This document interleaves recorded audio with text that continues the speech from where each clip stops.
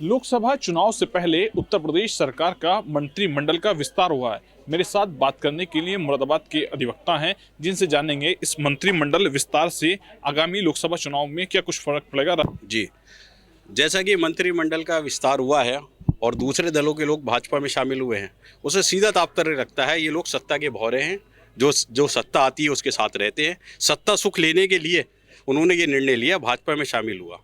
रही बात लोकसभा चुनाव में, ये तो जनादेश है। जनता का जो जनादेश है वो जो है लोकसभा के परिणाम आने के बाद ही स्पष्ट हो पाएगा जो क्या क्या लाभ मिला है, क्या हानि हुई है। जहाँ लाभ मिलेगा पार्टी को शामिल करने के, वहाँ हानि भी होगी, क्यों जनता समझ चुकी है दल बदली नेताओं का कोई अस्तित्व नहीं है और उसको जनता उस चीज़ का उनको सबक सिखाएगी। क्योंकि सत्ता के भौरे लोग जो होते हैं, सिर्फ जहाँ सत्ता का उन्हें लाभ मिलता है वो वहाँ पर पहुँचते हैं। यूपी मंत्रिमंडल का विस्तार हुआ है, उसके बाद सपा राष्ट्रीय अध्यक्ष का एक्स अकाउंट पे पोस्ट आई है और सरकार पर निशाना साधा है नौकरियों को लेकर, क्या कुछ कहेंगे आप? देखिए, पहली बात तो ये है कि ये जो सरकार बनी है, ये मंत्री, ये तो दबाव वाली राजनीति है और इसमें आप समझिए कि सबसे ज़्यादा नुकसान जो हो रहा है वो दलितों का और मुसलमानों का। आप कहेंगे मुसलमान और दलित की बात लेकर खड़े हो गए आप अब ये बता दीजिए कि रोजगार के मामले में मुस्लिम समाज को कितने परसेंटेज आपने नौकरी दी और कितने परसेंट आपने शेड्यूल कास्ट को दी। तो और सबसे बड़ी बात यह कि उनकी एजुकेशन पे कुठाराघात किया जा रहा है। वो इसलिए कि उनके बच्चे अगर हायर एजुकेशन में जा रहे हैं शेड्यूल कास्ट के, तो उनसे फीस ली जाती है या फिर उनका वजीफा माफ़ कर नहीं दिया जा रहा। तो इसलिए हम आपसे बिल्कुल टू बी फ्रैंक कहना चाहते हैं कि जो राजभर को लिया गया वो भी दबाव की राजनीति है। जहाँ तक राजभर का मामला है वो तो एक ऐसा है, समझ लिए कि जिसकी सत्ता उसके साथ ही भागता है। वो तो उसका कोई ऐसा वो नहीं, अपना खुद का अहमियत नहीं है उनकी खुद की, एक है वो कभी निष्क्रियता जीवन है उनका। तो वैसे मेरे साथ बात करने के लिए और भी अधिवक्ता हैं। जी, समाजवादी पार्टी के राष्ट्रीय अध्यक्ष अखिलेश यादव ने जब मंत्रिमंडल का विस्तार हुआ है उसके बाद एक्स अकाउंट पर पोस्ट करी है और मंत्रिमंडल विस्तार पर कई सारे सवाल खड़े करें, क्या कुछ सोचते हैं? देखिए, मैं तो खुद एक समाजवादी पार्टी का सैनिक हूँ और रहा हूँ, अब नहीं हूँ, क्योंकि अखिलेश यादव जी के होते हुए जो समाजवादी के हमारे मुस्लिम नेता हैं उन पर तमाम कार्रवाई हुई, अखिलेश यादव जी पर कोई कार्रवाई नहीं हुई। अखिलेश यादव जी ने सिर्फ मुसलमानों का इस्तेमाल किया है, यूज एंड थ्रो। उन्होंने हमें कहीं कोई लाभ नहीं पहुंचाया और वो मुसलमानों को सिर्फ और सिर्फ अपने वोट बैंक के लिए रखते हैं, बाकी इसके अलग कुछ नहीं रखते। मंत्रिमंडल का विस्तार हुआ है उत्तर प्रदेश सरकार का, क्या लगता है आपको इससे लोकसभा चुनाव में भाजपा को फायदा मिलेगा?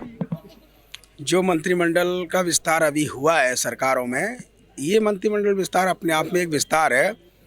और तो मैं एक बात और बताना चाहूँगा कि राजनीति ना तो पहले कभी हमारे समझ में आई और ना ही आज समझ में आती है। हम तो सीधी बात करते हैं।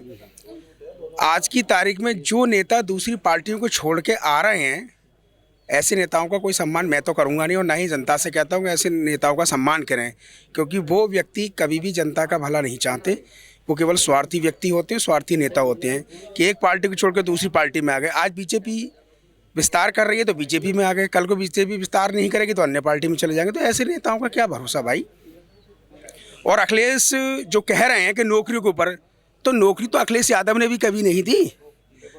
ये हर पार्टी का उसूल है कि दूसरी पार्टी का विरोध करती है। विरोधी पक्ष तो हर पार्टी में रहता है। आज अखिलेश बीजेपी का विरोध कर रहे हैं, कल को बीजेपी अखिलेश का विरोध करेगी, तो कोई नई बात नहीं है। लेकिन जो नेता एक पार्टी को छोड़कर दूसरी पार्टी में आ रहे हैं, वो कभी देश का भला नहीं कर सकते, वो कभी वतन परस्ती नहीं कर सकते, वो कभी जनता का भला नहीं कर सकते। वो केवल और केवल स्वार्थ की भावनाओं से नित होकर इन पार्टियों को ज्वाइन कर रहे हैं। इनका जनता के प्रति कोई हमदर्दी नहीं है।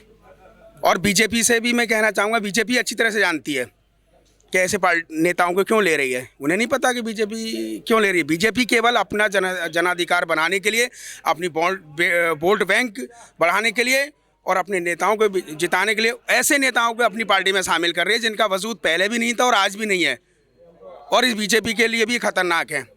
तो ऐसी पार्टियों के नेताओं को क्यों बीजेपी ले रही है? बीजेपी भी दूध की धुली नहीं है, स्पष्ट कह रहा हूँ बिल्कुल भी। क्योंकि जो व्यक्ति चोरों को शरण देगा, लुटेरों को शरण देगा, तो वो खुद चोर है। मैं Jitendra Pratap Singh advocate, district court Moradabad से इस बात की पुष्टि करता हूं और स्पष्ट बोलता हूं कि चोरों की पार्टी है और चोरों को लिया जा रहा है। लोकसभा चुनाव नजदीक हैं, उससे पहले यूपी सरकार का मंत्रिमंडल का विस्तार हुआ है, क्या कुछ सोचते हैं? देखिए, ये तो एक राजनीतिक पहल होती है ऐसे विस्तार करना, और जो दल आए हैं उसमें वो एक छत्रप दल है, बहुत छोटे दल हैं, और बल्कि आप यूपी की बात करें तो वो पूरे यूपी स्तर के भी दल नहीं है। ये तो इसमें जनता को देखना चाहिए कि जो पार्टियां, चाहे वो बड़ी पार्टी हो छोटी पार्टी हो, कहीं ना कहीं वो जनता के साथ विश्वासघात है।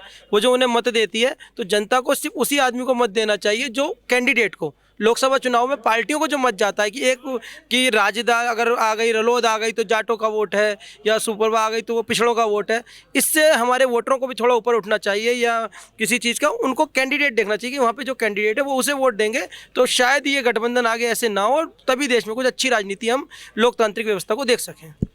यूपी सरकार के मंत्रिमंडल विस्तार को लेकर अखिलेश यादव ने अपने एक्स अकाउंट पर एक पोस्ट की है और तंज कसा है। नौकरी को लेकर कई सारे सवाल खड़े करे हैं, क्या कुछ सोचते हैं?